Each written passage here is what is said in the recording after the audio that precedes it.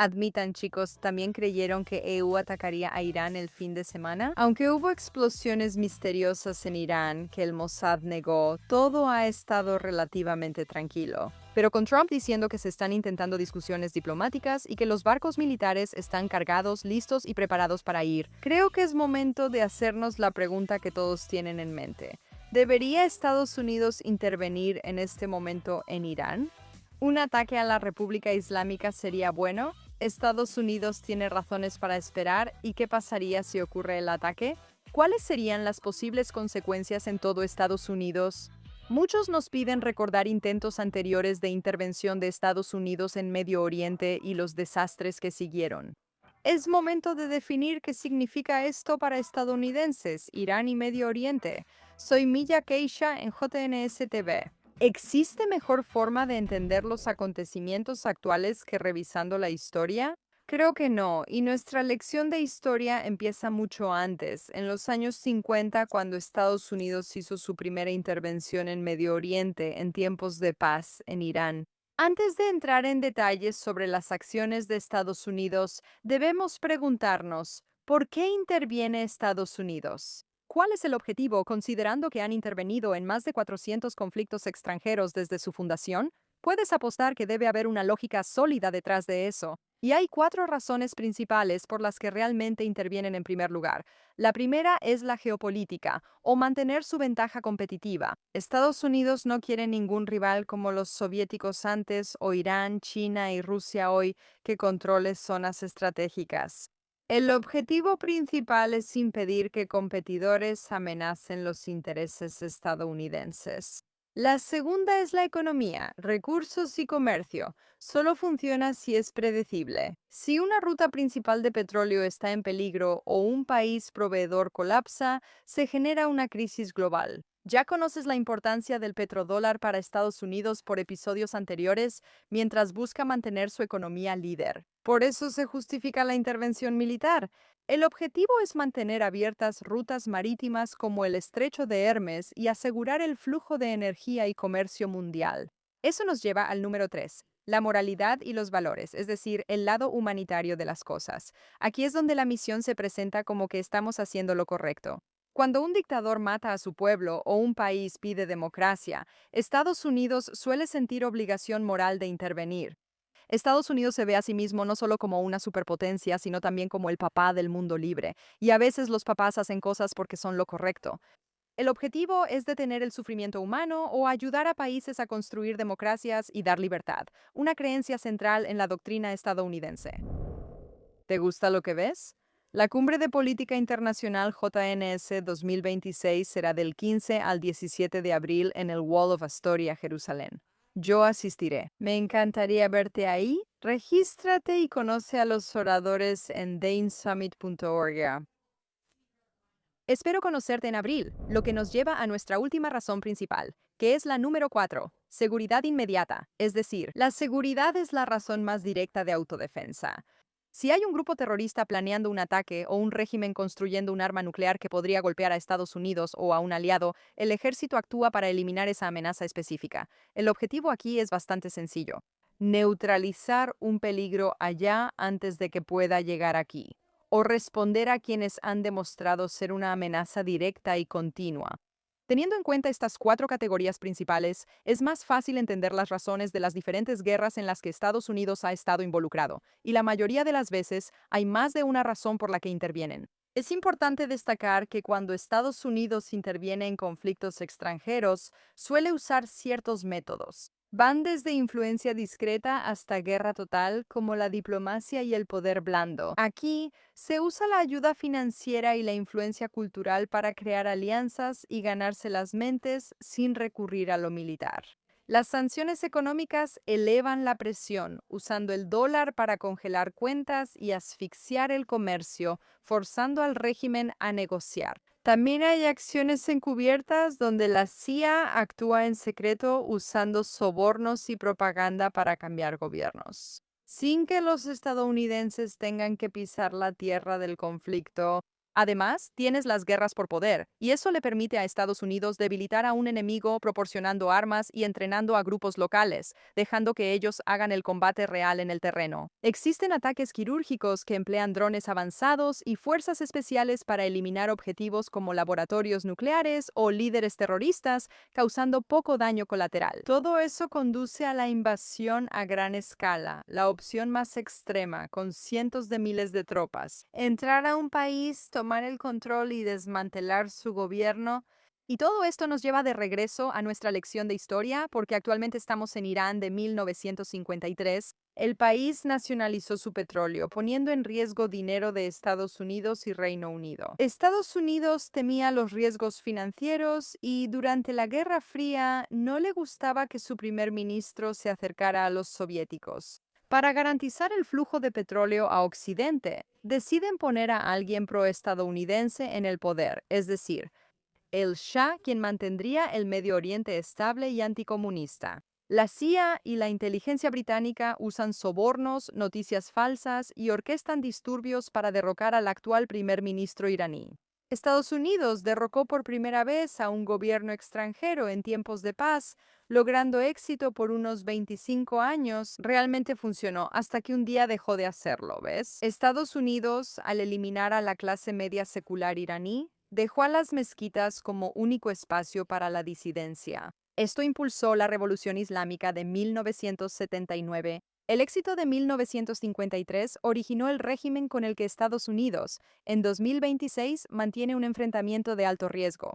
Pero antes de eso, esta fue la primera vez que Estados Unidos intervino en Irán, por dos de las razones principales que mencionamos antes. La geopolítica buscaba evitar que los soviéticos controlaran una tierra clave y la economía temía el impacto del petróleo regional.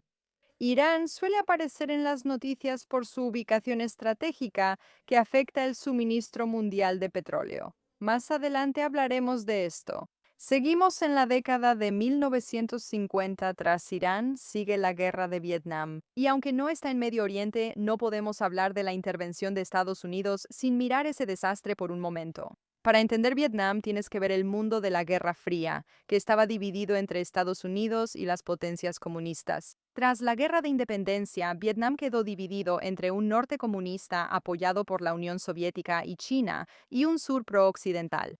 Washington creía en la teoría del dominó. Si Vietnam del Sur caía en el comunismo, el sudeste asiático lo haría también. Como fichas de dominó para frenar la primera, Estados Unidos optó por intervenir gradualmente. En los años 50 solo se enviaba dinero y asesores militares al sur para combatir comunistas. Mientras las fuerzas del norte avanzan, Estados Unidos teme parecer débil en la guerra de ideales comunistas contra occidentales en Vietnam. Pasan de ayudar a tomar el control. Para mediados de los años 60 ya era una invasión a gran escala con más de 500,000 soldados. La misión fracasó porque Estados Unidos buscó resolver un problema político con una solución militar. No tengo que contarte sobre el drama de que EU enviara soldados a morir en un conflicto ajeno a sus necesidades. El problema era que Estados Unidos apoyaba a un gobierno en Vietnam del Sur sin el respaldo de su gente, mientras también luchaban contra un enemigo en las sombras que usaba la jungla y túneles subterráneos para neutralizar el poder de fuego superior de Estados Unidos. Estados Unidos invirtió 10 años y perdió 58,000 vidas, pero el sur terminó bajo el comunismo al irnos. Esto originó el síndrome de Vietnam, un miedo profundo a quedar atrapados en un atolladero. Desde entonces, cada vez que un presidente proponía enviar tropas, el público preguntaba: ¿cuál es la estrategia de salida? ¿Será otro Vietnam? Quiero decir, está de más decir que simplifiqué mucho la guerra de Vietnam, pero el simple hecho es este. La historia la considera poco exitosa para Estados Unidos. Y aunque no llevó a un cambio real en que los estadounidenses dejaran de intervenir, ahora intentaron hacerlo de una manera un poco diferente. Tomemos otro ejemplo.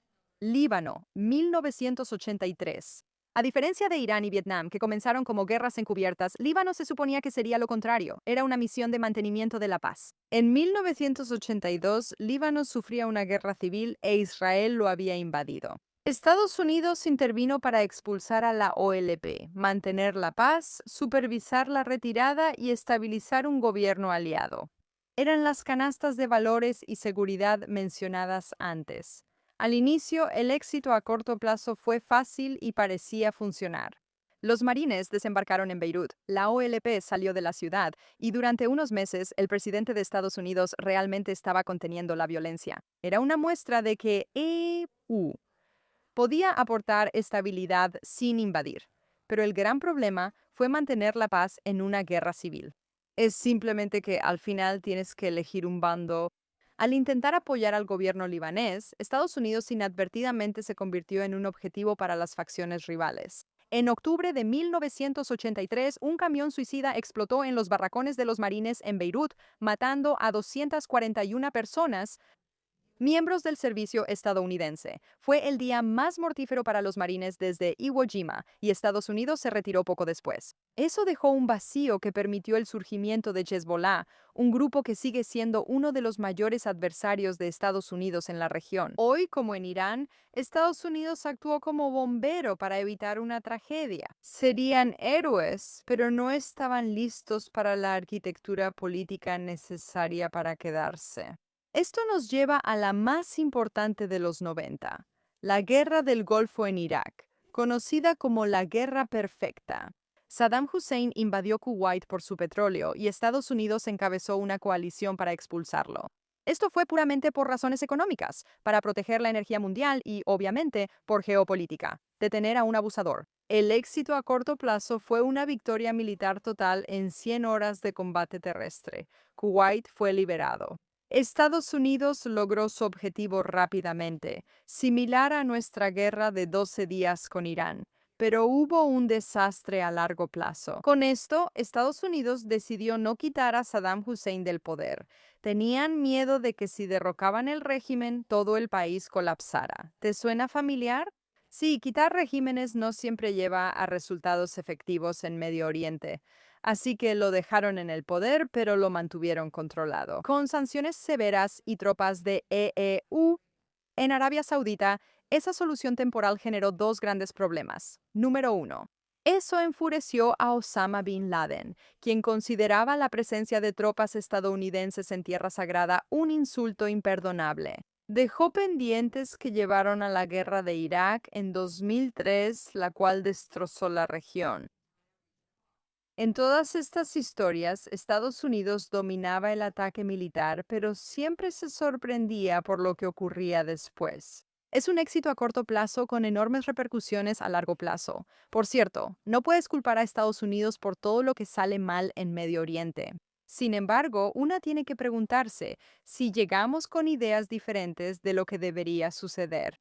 Debe revisarse si eso ocurre realmente. Si vas a apoyar futuros intentos de hacer una diferencia, los datos muestran lo que funciona, pero aquí parecen dudosos.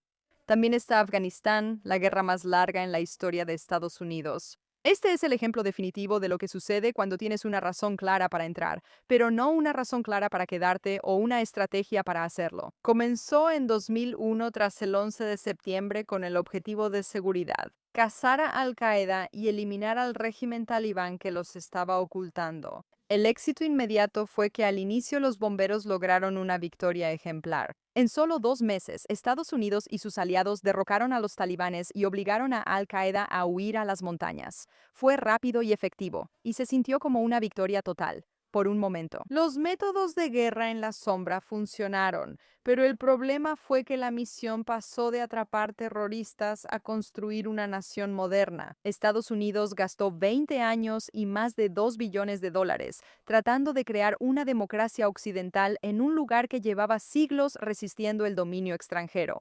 Afganistán no es como Nueva York. Construyó escuelas, caminos y entrenó un gran ejército. Intentaron instalar un sistema externo, pero al retirarse en 2021 todo colapsó en una semana. Los talibanes, expulsados en 2001, regresaron y tomaron la capital. Ahora, todos los días vemos cada vez más noticias sobre cómo las mujeres han perdido su capacidad de ir a la escuela y no tienen derechos. 20 años de trabajo, miles de vidas perdidas y billones gastados, para acabar igual que al inicio. Fue el desastre final, pues fracasaron las esperanzas de hacer de Medio Oriente una democracia estadounidense. Por eso Israel es tan importante. Somos un éxito, pero ese no es el tema. A menudo nos enfocamos tanto en las razones de Estados Unidos que no intentamos comprender al otro lado. ¿Por qué falla? Y eso es esencial si queremos entender el actual enfrentamiento que Estados Unidos e Irán están experimentando. La razón principal del fracaso de estas intervenciones es que Estados Unidos y Medio Oriente entienden el poder de forma diferente. Estados Unidos se enfoca en leyes, fronteras y libertad de voto, mientras que en Medio Oriente predomina el modelo tribal, familia, religión y honor. Cuando esos dos mundos intentan chocar o cuando uno trata de decirle al otro cómo hacer las cosas, todo se desmorona, por razones muy simples. En Medio Oriente, la lealtad principal es hacia la familia, no hacia la bandera como en Occidente. Somos criados como individuos y obedecemos la ley por ser ley. En Medio Oriente, la identidad principal es la tribu o secta religiosa. El problema es que en Estados Unidos, aunque haya elecciones justas, la gente no elige al mejor líder, sino al de su tribu. Porque si tu tribu gana, obtienes los trabajos, el dinero y la seguridad. Si tu tribu pierde, estás en peligro. Esto hace que la democracia sea una guerra total entre vecinos, en vez de un cambio pacífico de poder. La segunda razón que me parece fascinante y en la que no pienso mucho es que el dictador realmente mantiene unido al país. Porque en estos países suelen haber varias tribus que no confían entre ellas. Aunque son amables, se odian y solo han estado unidos por un dictador fuerte históricamente. Estados Unidos cree que si quita a un dictador, la gente será libre. Sin embargo, en realidad, el dictador suele ser el único que, usando su fuerza, está evitando que las tribus peleen entre sí. Cuando lo quitas, no obtienes libertad, obtienes un vacío de poder, y en Medio Oriente ese vacío es llenado de inmediato por la persona con más armas y que está dispuesta a llegar más lejos para demostrar su poder, no por la persona con más votos o integridad. Esto nos lleva al tercer punto, el factor extranjero.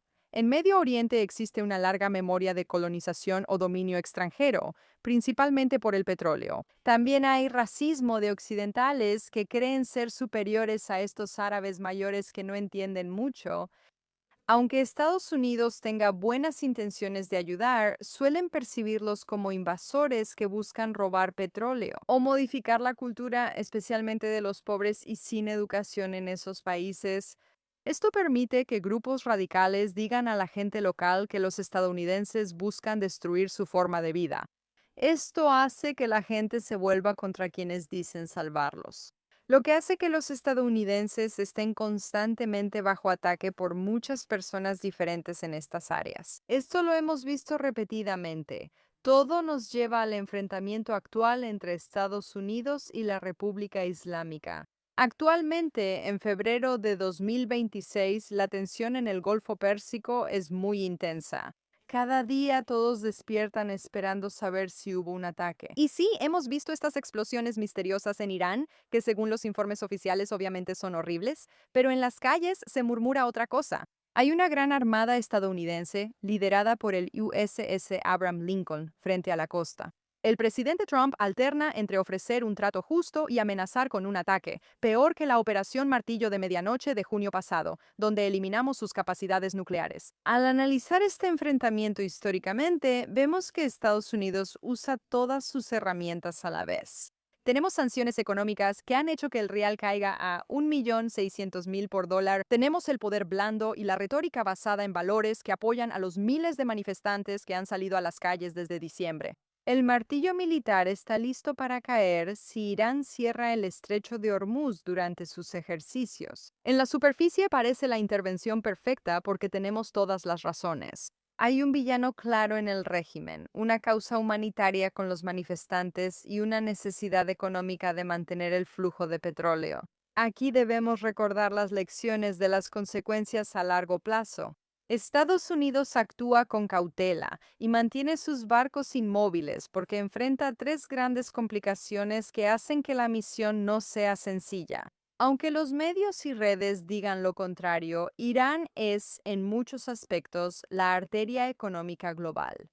Estados Unidos sabe que Irán controla el interruptor económico. Si hay un ataque, Irán intentará bloquear el estrecho de Hormuz. ¿Aún no sabes qué es? El 20% del petróleo mundial cruza diariamente este estrecho de 21 millas.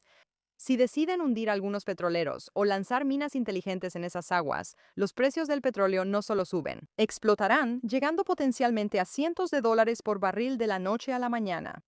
Para un gobierno estadounidense que busca mantener la economía líder, este es un riesgo que podría causar daños graves muy rápidamente, y es un riesgo del que tienen que tener cuidado. Por cierto, hay una razón por la que los ataques tienden a ocurrir durante el fin de semana, y eso se debe al mercado de valores. Como cierra los viernes, le da al mercado de valores algo de tiempo para decidir qué tan grave fue el ataque antes. Eso daña seriamente el futuro económico potencial y por eso los países suelen atacar durante el fin de semana para no afectar la economía. La toma de decisiones en la guerra geopolítica es clave, lo que nos lleva al punto 2, el problema del martes, misiles y vacíos de poder. A Estados Unidos le preocupa tanto quién toma el control si cae el régimen como lo que permanece en el garaje iraní.